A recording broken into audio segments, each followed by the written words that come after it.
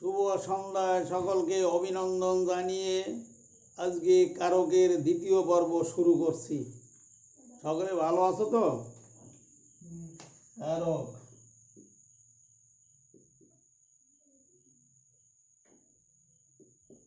এর আগে কিন্তু আমরা বিভক্তি নিয়ে আলোচনা করেছি। আরে বিভক্তি ছাড়া তো কারক নির্ণয় করা যায় না। এই জন্যই আগেই কিন্তু বিভক্তির বিষয়ে আমরা আলোচনা করেছি। এখন কারক নিয়ে কথাবার্তা বলার চেষ্টা করব। কারক একে যদি আমরা বিশ্লেষণ করার চেষ্টা করি, ব্যুৎপত্তিগত দিক দিয়ে ক্রি যোগ নক, কারক ক্রি যোগ নক, ক্রি মানে করা। তাহলে ধাতুর সাথে কোনো প্রত্যয় যোগ হলে প্রত্যয়স্থিত অতিরিক্ত বর্ণে লোপ পায়, যা লোপ পায় তাকে বলা ইট। লোপ পাওয়ার পর যেটা থাকে সেটা ধাতু বা প্রকৃতির সাথে যোগ হয়ে একটা অর্থবহ শব্দ তৈরি করে। ক্রি মানে করা। আর নককে যদি আমরা ক্রি যদি করা হয়, নককে যদি আমরা বিশ্লেষণ করি, ন যোগ হসন্ত যোগ ক, এই নক। তাহলে এ থেকে যদি এরে বাদ দেই, বাদ দেওয়ার পর থাকে অক, তাহলে রিকার স্থানে রিকার সমান সমান আর, এটা হলো বৃদ্ধি। রিকার সমান সমান আর, তাহলে যে রিকার সমান সমান হচ্ছে কার। আর এই নক থেকে অসন্ত নরে বাদ দেওয়ার পর হলো অক, কারের সাথে অক ব্যবহার করলাম, অর্থাৎ কারক। তাহলে বিশ্লেষণ করলে শব্দটাকে আমরা দেখতে পারি ক্রি যোগ নক। ক্রি মানে ধাতু, ধাতুর সাথে নক প্রত্যয় যোগ হওয়ার পরে নয় হসন্ত মাইনাস করার পরে হলো অক, অক কারের সাথে অক যোগ করার পরে হলো কারক। তাহলে ধাতুর সাথে যোগ হলে এই জন্য গঠন অনুসারে নামকরণ হলো কৃত প্রত্যয়। ধাতুর সাথে কোনো প্রত্যয় যোগ হলে তাকে বলা হয় কৃত, আর প্রকৃতির সাথে কোনো প্রত্যয় যোগ হলে তাকে বলা হয় তদ্ধিত। তাহলে আমরা বলতে পারি কারক ক্রি যোগ নক। কারক শব্দের অর্থ ক্রিয়া সম্পাদক, যা কিছু করা হয় তাকেই বলা হয় কারক। কারক আরেকবার বলি, কারক শব্দের অর্থ ক্রিয়া সম্পাদক, যা কিছু করা হয় তাকেই বলা হয় কারক। কারক ছাড়া কোনো বাক্য গঠিত হতে পারে না। যেমন আমরা সকালেই বলেছি, আগের ক্লাসে বলেছি যে বিভক্তি ছাড়া বাক্য গঠিত হতে পারে না। সেই ছোট ছোট চিহ্ন, এই চিহ্নগুলো যথেষ্ট গুরুত্ব আছে। আমরা উদাহরণ দিয়েছিলাম, বন বাঘ আছে, এই কথা বললে বাক্যটি অর্থবহ হয় না, সেখানে বনে বাঘ আছে ইত্যাদি কথা আমরা বলে, তাহলে আমরা বলতে পারি বাংলা ব্যাকরণ বিভক্তির যেমন প্রয়োগ আছে, কারকেরও তদ্রূপ প্রয়োগ আছে। কারক ছাড়া বাক্য গঠিত হতে পারে না, বিভক্তি ছাড়াও বাক্য গঠিত হতে পারে না। অতএব কারকের প্রয়োজন অপরিসীম বাংলায়।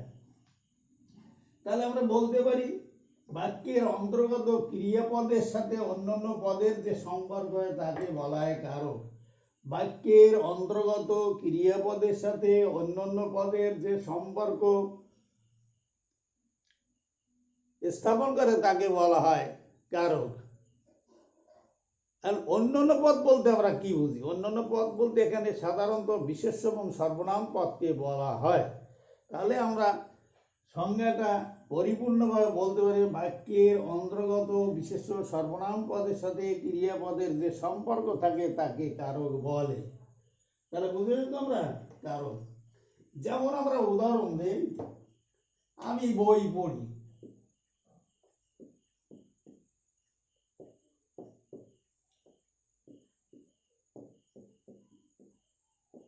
আমি বই পড়ি, পড়ি হলো ক্রিয়া, ক্রিয়া দিয়ে সম্পর্ক সাধিত হলো বইয়ের সাথে ক্রিয়া সম্পর্ক, আমি সাথে ক্রিয়ার সম্পর্ক, আমি বই পড়ি। তাহলে পড়ি হলো ক্রিয়াপদ, ক্রিয়া দিয়ে অন্যান্য পদ বলতে বিশেষ্য সর্বনাম পদ, এই দুটো পদের সাথে যখন সম্পর্ক সাধিত হয় তাকে কারক হিসেবে আমরা চিহ্নিত করে থাকি। আমি বই পড়ি, তাহা পণ্ডিতে বলিতে পারে।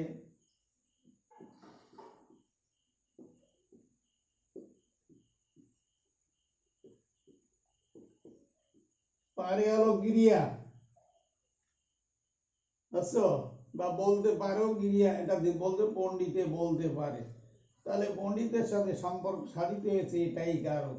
তাহলে এই যে এই পদটা কারক, এই পদটা কারক, এই পদটা কারক। আচ্ছা, গায়ে মানে না আপনি মরণ।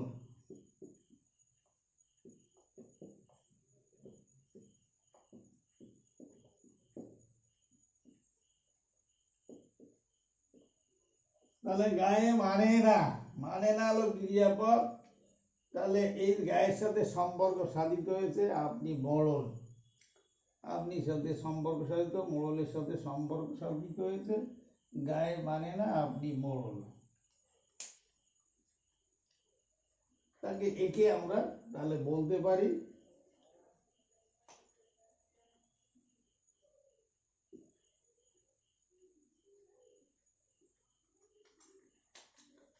তাহলে একে কারক আমরা বলতে পারি।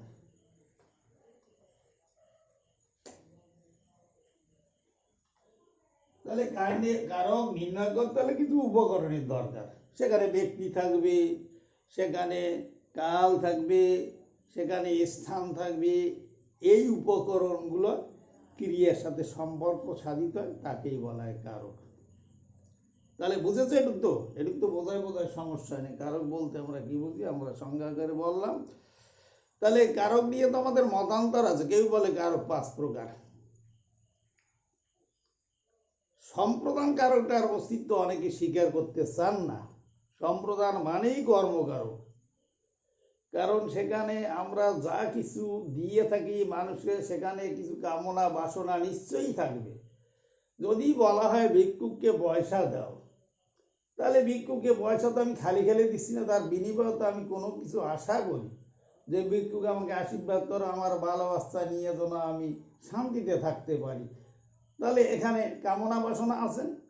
কারণ আমাদের সম্প্রদান কারকের বৈশিষ্ট্য সংস্কৃত ব্যাকরণের নিয়ম অনুসারে, সংস্কৃত ব্যাকরণের নিয়ম অনুসারে সেখানে বলা হয় সত্য ত্যাগ করে দিয়ে দেবা, তার দাবি দাবা প্রত্যাশা কামনা বাসনা থাকবে না, তাকে বলা হয় সম্প্রদান কারক। কিন্তু এখানে কথা হলো যে সম্প্রদান বলতে কোনো কিছুই নেই, কারণ আমরা যা কিছু দিয়ে থাকি নেপথ্যে কিন্তু আমাদের একটা কামনা বাসনা থাকে। এই জন্যে সম্প্রদান কারকের অস্তিত্ব অনেকে স্বীকার করতে চান না। আমরা আগের ক্লাসে বলেছি খাঁটি বাংলা কিছু বিভক্তি আছে।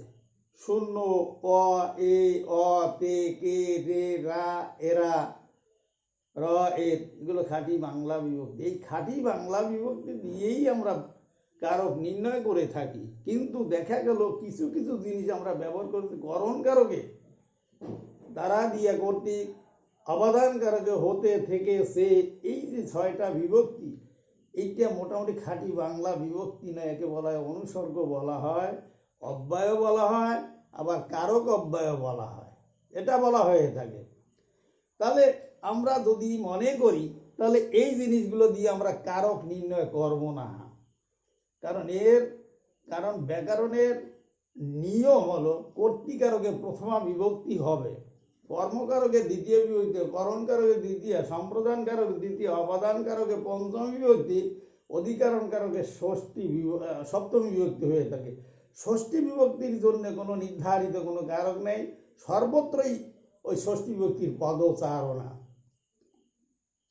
তাহলে আমাদের সম্প্রদান করণ কারক এবং অবদান কারকের যে বিভক্তি, 6টা বিভক্তি, দ্বারা দিয়ে কর্তৃক, হতে, থেকে, সে, এক বচনে, দ্বারা দিয়ে কর্তৃক আর হতে থেকে, এই যে এক বচনে যে 6টা বিভক্তি, 6টা বিভক্তি দিয়ে যদি আমরা কারক নির্ণয় না করি, তাহলে ওই দুটা কারকই অস্তিত্বহীন, বিভক্তিহীন কারকই মানে কারকহীন বা অস্তিত্বহীন হয়ে পড়ে, সে কোনো কারকই না।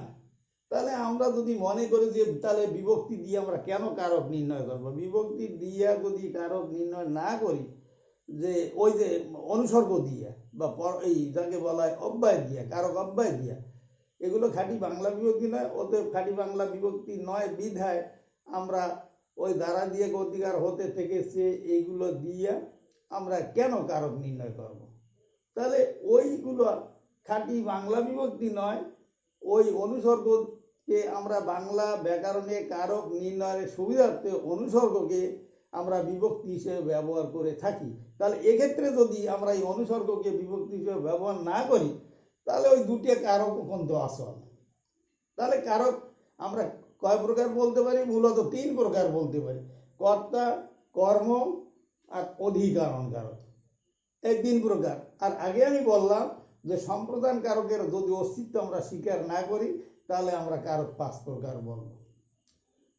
সম্প্রদান কারক বলে কর্তা, কর্ম, কর্ম, করণ, অপাদান, অধিকরণ, 5 প্রকার। এভাবে অনেকেই বলে থাকেন। আর আমি বলার চেষ্টা করি এ কারণে আমি বলেছি যে প্রত্যেক বিভক্তি যদি প্রত্যেক কারক হয়, প্রত্যেক কারকে যদি প্রত্যেক বিভক্তি হয়, তাহলে আমাদের অনুসর্গ দিয়ে আমরা বিভক্তি কেন নির্ণয় করব? কারণ আমাদের খাঁটি বাংলা বিভক্তি যেগুলো ওইগুলো দিয়ে আমরা কারণ, তাহলে ওই অনুসর্গ বাদ দিলে ওই দুটো কারকের অস্তিত্বহীন হয়ে পড়ে। অতএব ওগুলো বাদ দিলে আমার কারক মূলত আমরা 3 প্রকারও বলতে পারি। এটা কিন্তু আমার মতে কর্তৃকারক, কর্মকারক, অধিকরণ কারক। তাহলে কারক 3 প্রকার মূলত বলতে পারি। আবার কেউ বলেন যে সম্প্রদান কারক বাদ দিলে কারক হলো 5 প্রকার। মানে এভাবে বলা হয়। কারক নিয়ে মতান্তর আছে। মতান্তরের পর শেষ পর্যন্ত আমাদের স্বীকারই করতে হবে কারক 6 প্রকার। কারণ বাংলা ভাষাভাষী ছাত্রছাত্রী হিসাবে আমাদের সকলকে এক বাক্যে স্বীকার করতে কারক 6 প্রকার। এর অস্তিত্ব আমাদের অস্বীকার করতে পারবো না। কারণ পরীক্ষায় তো 6 প্রকার বাইর দেয়া যে আমরা বলি করণ কারক থেকে ওই যে স্বীকার করতে চাই না, তারপর অপাদান কারক স্বীকার করতে চাই না, সম্প্রদান কারক স্বীকার করতে চাই না, এইগুলো বাইর দিয়ে তো পরীক্ষায় আসবে এমন কথা বলা যাবে না। এই জন্যে যাই বলি না, তর্কাতর্কি ক্ষেত্রে অনেক কিছু বলা যায়, শেষ পর্যন্ত আমাদের স্বীকার করে নিতে হবে যে কারক 6 প্রকার। তাহলে কারক 6 প্রকার।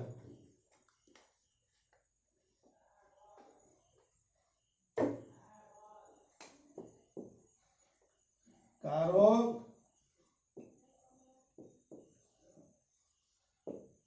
যথা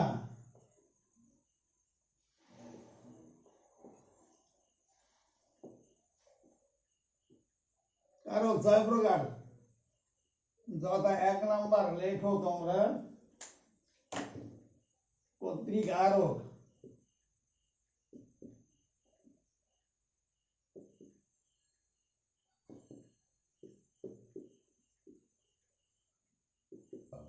কর্মকারক, করণ কারক, সম্প্রদান কারক,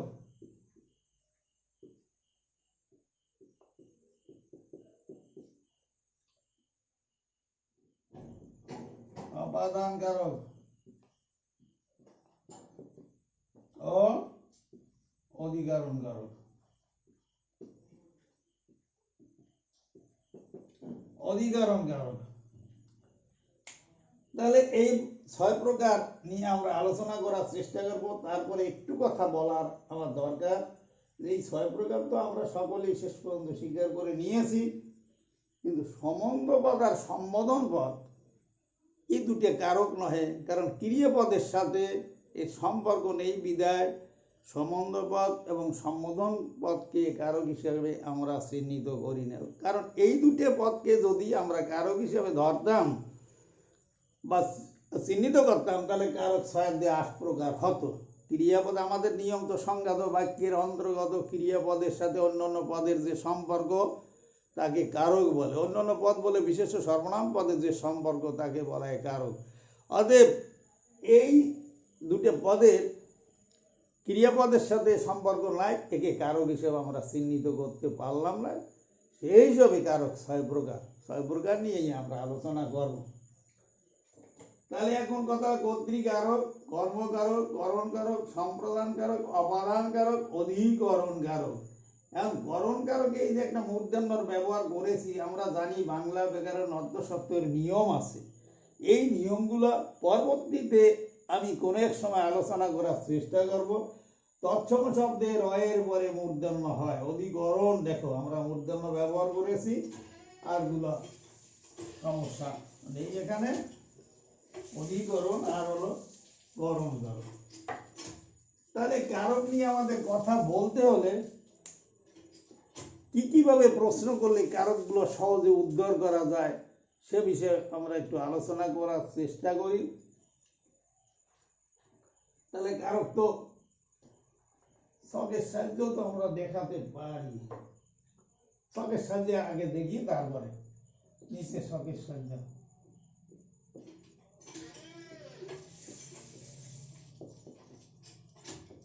ছকের সাহায্য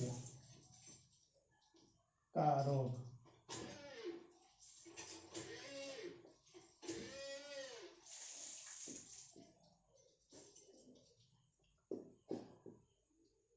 কর্তৃক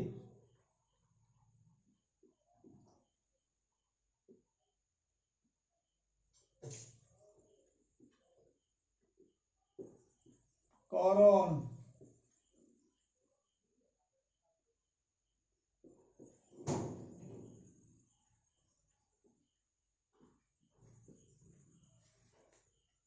অবদান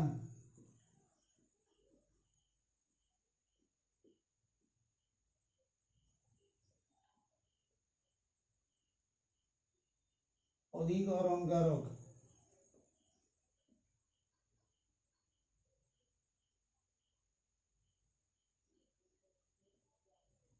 ছকের সাহায্য।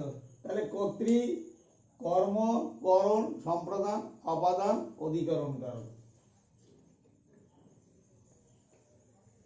তাহলে এই ছয়টা কারক নিয়ে আমরা উদাহরণের সাহায্যে আমরা দেখাতে পারি যে ছয়টা কারককে আমরা উদাহরণ দিয়ে আমরা দেখাতে পারি। আচ্ছা, উদাহরণ।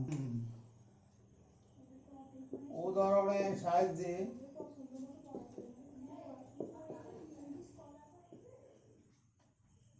উদাহরণ সাহায্যে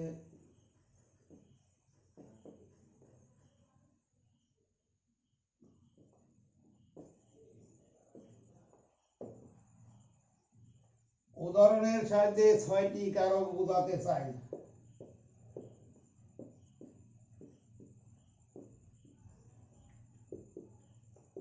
খান সাহেব সকালে স্বহস্তে গলা হতে দরিদ্রকে ধন দান করেন। তাহলে আমরা এখানে দেখি ছয়টা কারক কিন্তু এই বাক্যটার মধ্যে আছে।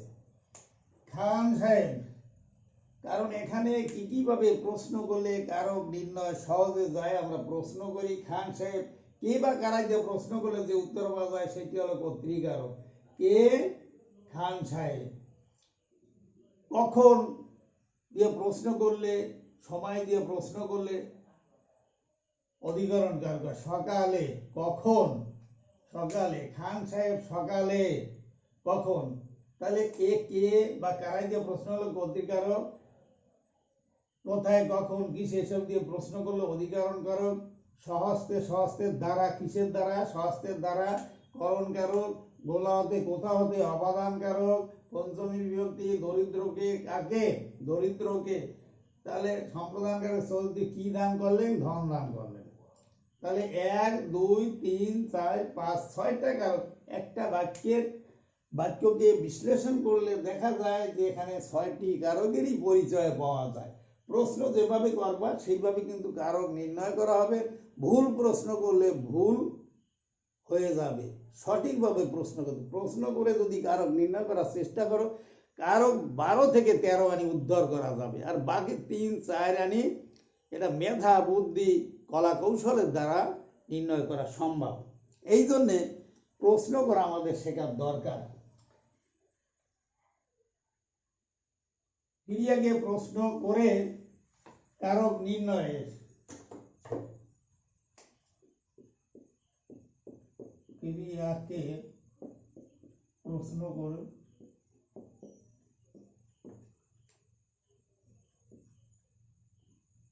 কারক নির্ণয় করা যায়।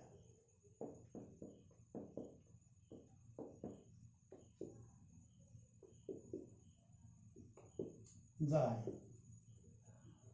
কর্তৃকারক, আমরা তো কারক তো 6টার কথা বলেই আছি। কর্তৃকারক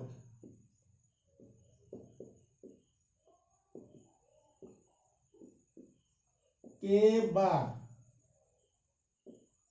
বা কারা দিয়া ক্রিয়াকে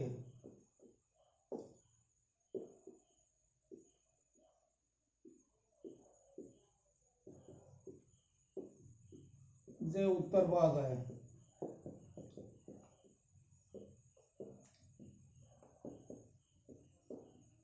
তাই কর্তৃকারক।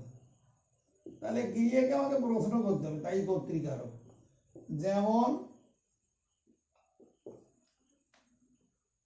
পাখি সব করে রব,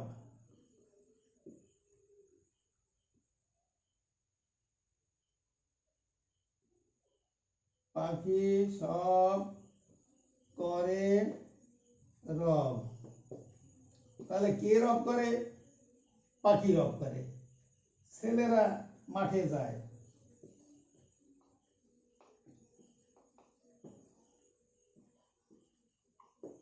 কারা যায় মানে? ছেলেরা।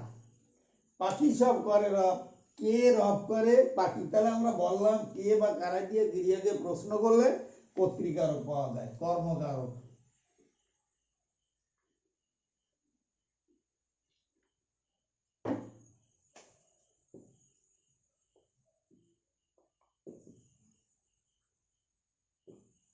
কি কাকে?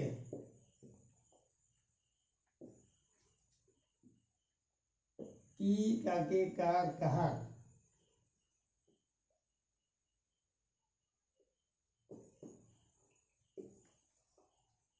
কাতে, কিসে, এসব দিয়ে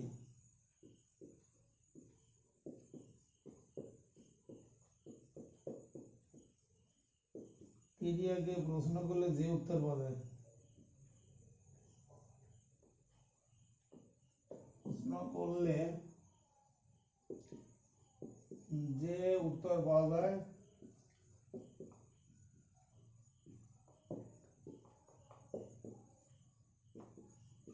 কর্মকারক।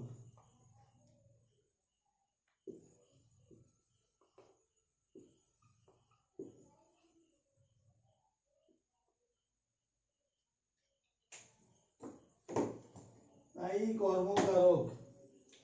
যেমন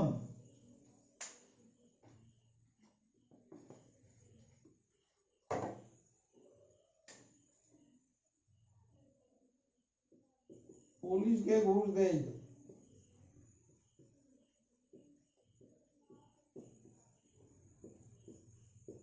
কি দেই? ঘুষ। কর্মে কারক। তাহলে ক্রিয়া প্রশ্ন করো, পুলিশকে ঘুষ দেয়, কাকে দেই? পুলিশকে। কর্মে দ্বিতীয় ব্যক্তি, আর ঘুষ হলে কর্মে শূন্য বিভক্তি। কি দিয়ে প্রশ্ন করলে, কাকে দিয়ে প্রশ্ন করলে কর্মকারক হয়।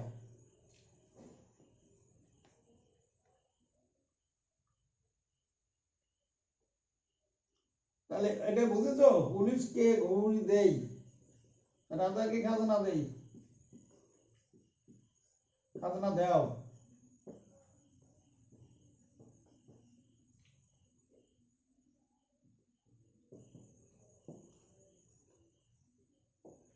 দেও, রাজাকে খাজনা দেও। তাহলে কাকে দাও? রাজাকে। কি দাও? খাজনা দাও। তাহলে এইভাবে প্রশ্ন করে তো আমরা উদ্ধার করতে পারি। করণ,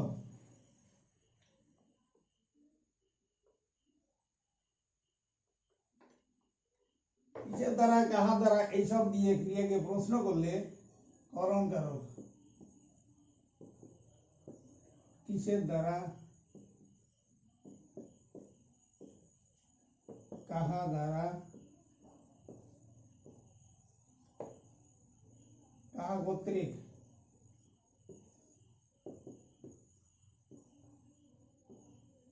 এসব দিয়ে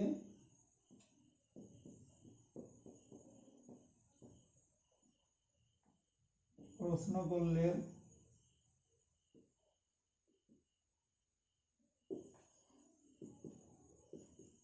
যে উত্তর পাওয়া যায়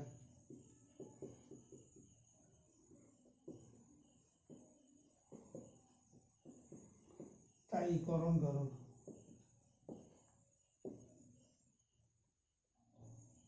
যেমন হাত দিয়ে লিখি,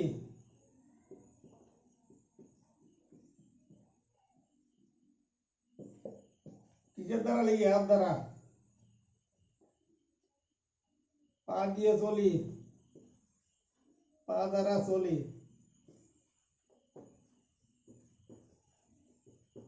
চলি, এই যে পা দ্বারা চলি। তাহলে প্রশ্ন করো কিসের দ্বারা, কাহা দ্বারা, এসব দিয়ে ক্রিয়াকে প্রশ্ন করলে করণ কারক হয়। সম্প্রদান কারক, কিসে, কাকে, কার, এসব দিয়ে ক্রিয়াকে প্রশ্ন করলে সম্প্রদান কারক হয়।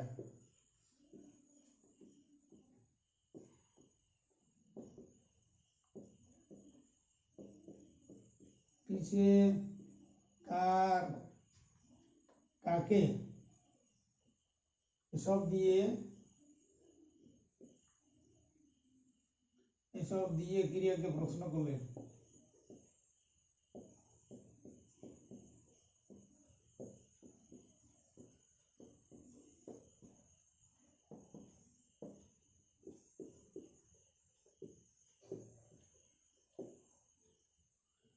সম্প্রদান কারক হয়।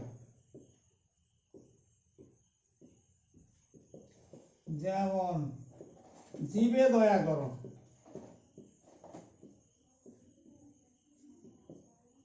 কাকে দয়া করো? জীবে দয়া করো, সম্প্রদান কারক। সত্য ত্যাগের কথা এখানে আছে, জীবে দয়া করো সম্প্রদান কারক। বা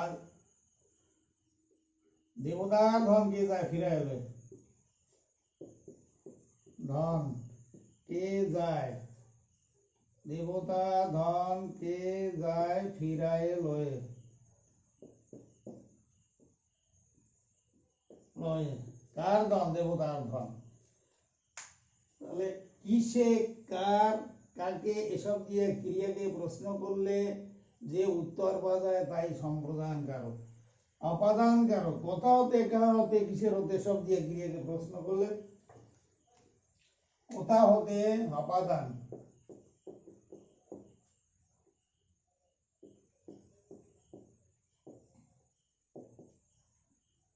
কোথা হতে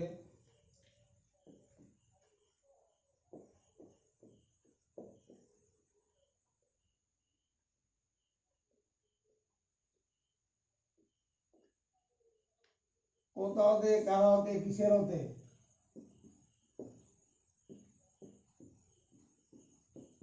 এসব দিয়ে ক্রিয়াকে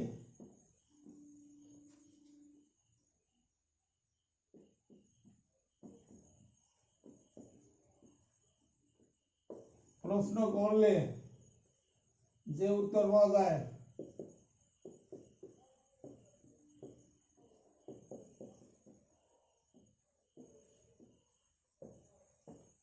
তাই অপাদান কারক।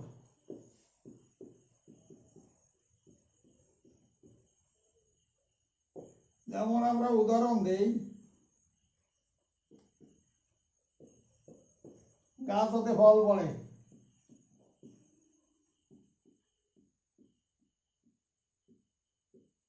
ফল পড়ে, কোথা হতে ফল পড়ে? গাছ হতে ফল পড়ে। জল হতে বাষ্প হয়,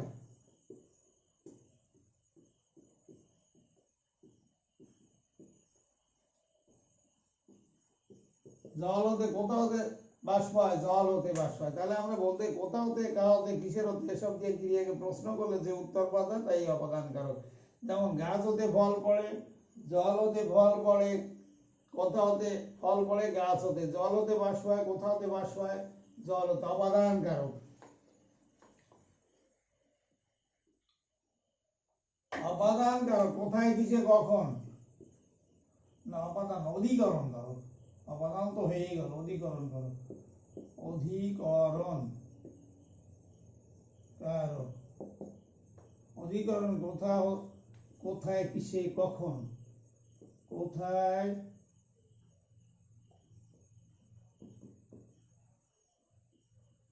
কখন? কোথায় কিসে কখন এসব দিয়ে ক্রিয়াকে প্রশ্ন করলে যে উত্তর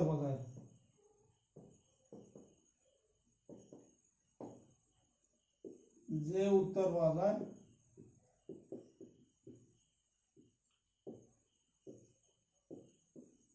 তাই অধিকরণ কারক।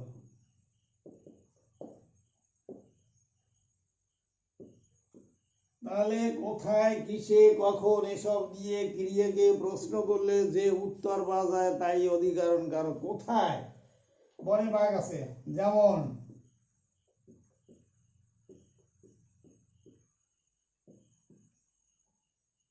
কোথায় বাঘ আছে? বনে। পাতায় পাতায় পড়ে শিশির। কোথায় কিসে কখন? পাতায় পাতায় পড়ে শিশির। পাতায় পাতায় কোথায় পড়ে শিশির? 1971 সালে বাংলাদেশ স্বাধীন হয়। কখন?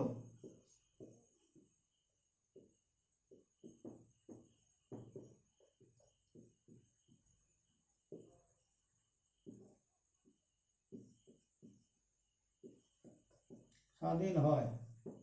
তাহলে কখন, কোথায়, কখন এসব দিয়ে ক্রিয়াকে প্রশ্ন করলে যে উত্তর পাবো তাই অধিকরণ কারক। তাহলে আমি একটু আগেই বলেছি যে প্রশ্ন করা যদি শেখা যায়, কারক নির্ণয় করা কঠিন নয়। 12 থেকে 13 কারক নিজেরা প্রশ্ন করে উদ্ধার করতে পারবে, আর বাকি 3 কারক এগুলো মেধা বুদ্ধির সাহায্যে নির্ণয় করা যাবে। আজকে এ পর্যন্তই। সকলকে ধন্যবাদ দিয়ে শেষ করছি।